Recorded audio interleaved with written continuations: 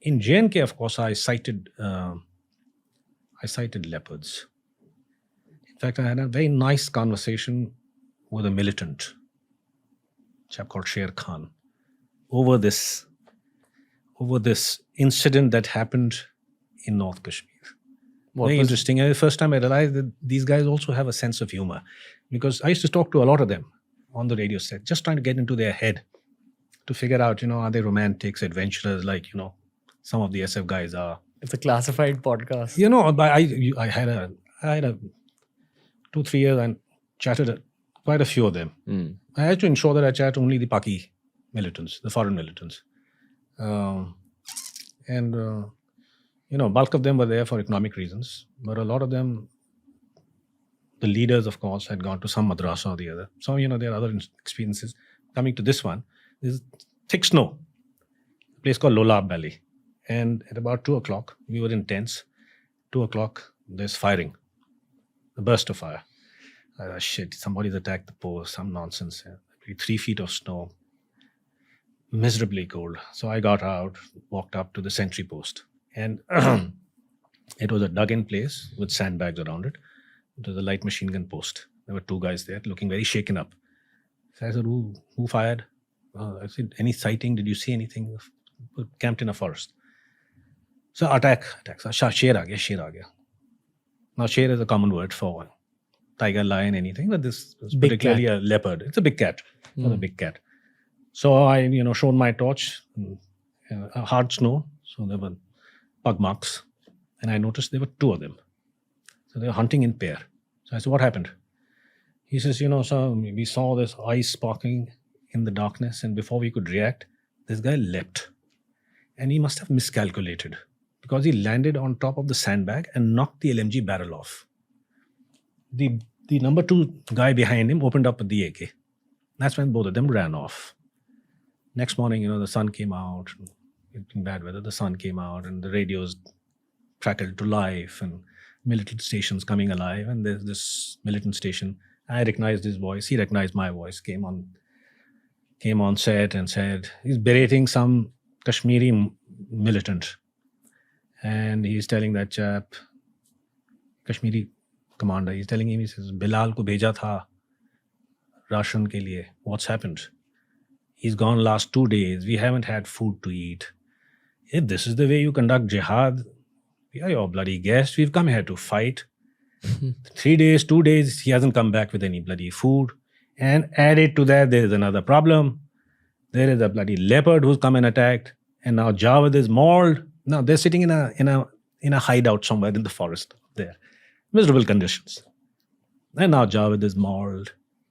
Now tell that bastard to come up as soon as possible and get a bloody Hakim also while you're doing that. And if Javed dies, he's pitching into this bloody Kashmiri guy who's constantly saying, sorry, my fault and stuff like that. So I heard this. So I said, Salaam alaikum, Sher Khan.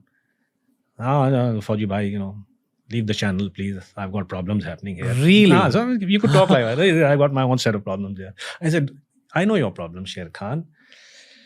You've been attacked by a leopard. He says, oh, forget that. And I said, no. Listen to me. That leopard, because you fuckers don't come down and fight. You bastards are sitting up there or hanging around in the villages, eating free food. We've trained these leopards. They're trained by us. Now these leopards are going to come hunting for you. Aren't leopards like extremely shy and try avoiding human leopards? They don't. They'll attack kids, dogs. They're very shy.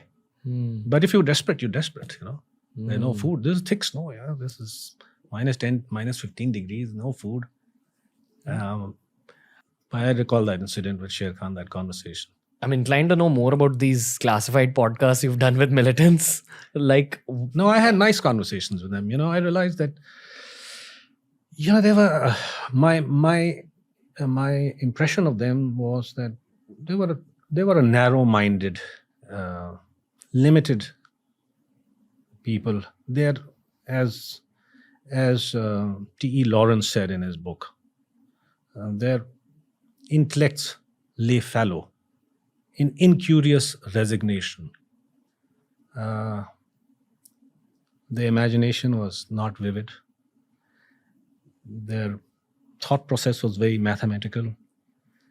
Those who had studied in a madrasa had been taught history related to Muslim glory. They could tell you about Muhammad Ghori, Mahmud Ghazni.